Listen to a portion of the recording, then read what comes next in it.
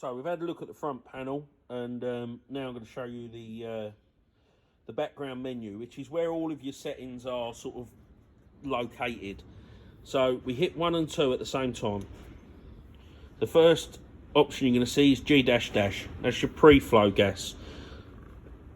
So I believe this is actually in seconds. So I've got ½ a second, which is more than ample for everything, unless you're doing like titanium or something.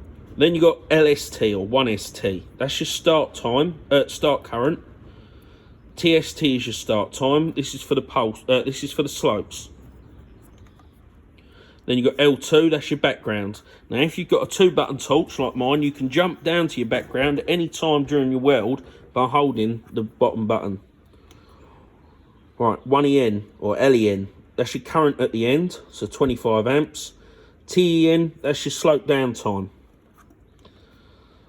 --G, well, like G-, this is just your post-flow gas. So we've got it at a percentage. It's a percentage on these. The machine will set the post-flow time based on the current you're at. So the machine's default setting is 100%. You just add the percentage on you need to get your post-flow longer. Actually works quite well. Because obviously as you go up, you want a bit of a longer post-flow to cool the tungsten and the work. 150%, which is where I'm sort of normally at, is about 8 seconds, which is what I want on steel. Aluminium, that's a little bit long, but anyways.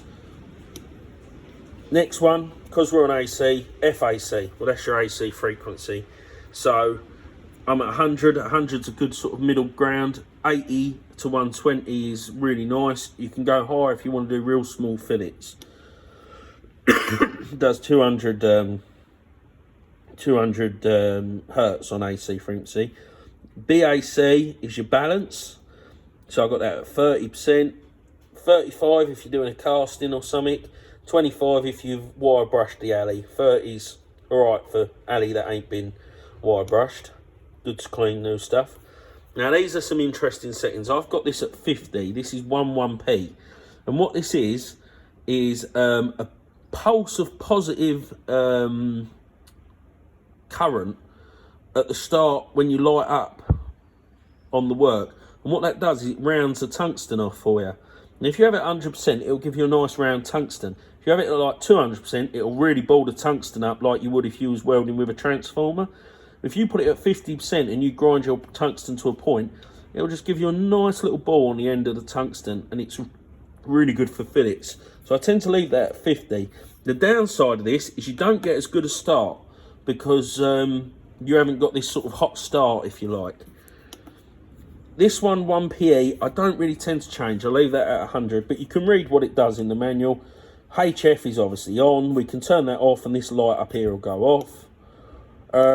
These are all ancillary settings. You don't need to worry about them. And then we're back to the start. So that's AC. DC is exactly the same. You just lose the AC settings. Back to AC. We put it on DC. We turn the pulse on. I just took you through the pulse. So, what have we got? BPU, that's your background pulse. It's at 50%. So this is the time your background pulse is on for. FPU, that's your frequency of your pulses. So we're at 2. That's 2 pulses a second. It goes up to 2,000. Up to 1,000, it's literally, you can adjust it by 1 pulse. I won't show you it because it takes about 100 revolutions of the thing. Over 1,000, you go up by 100 hertz a step. L2, that's your background. So you'd set that. So you'd set your background current, your pulse rate, and your background pulse time. So it's 50% on, 50% off.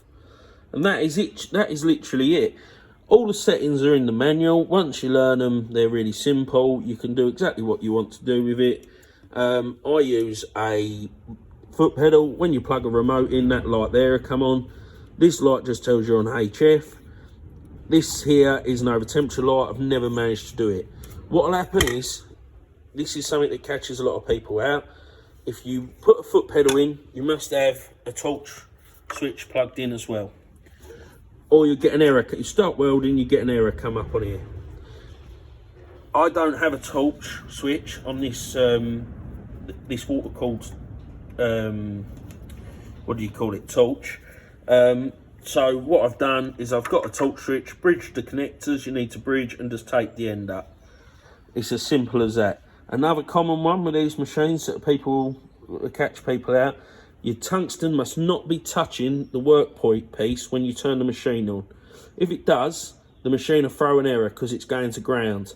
Your tungsten mustn't be touching the earthed point or the table or the workpiece when you turn the machine on. It must be isolated. And that's all you need to know. Say, this has done 5 years odd, 4 or 5 years of use. It's probably had 1,000 hours of arc time. Because, you know, this has done a lot of shifts of welding.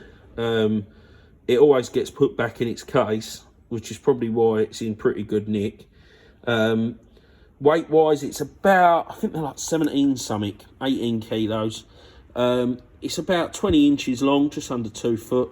It's about, what, 9 inches wide. It's a bit bigger than a house brick, 12 inches tall. Real nice unit. It's got a filter on the back, wind tunnel technology. What more is there to say? They're usually at a really good price point.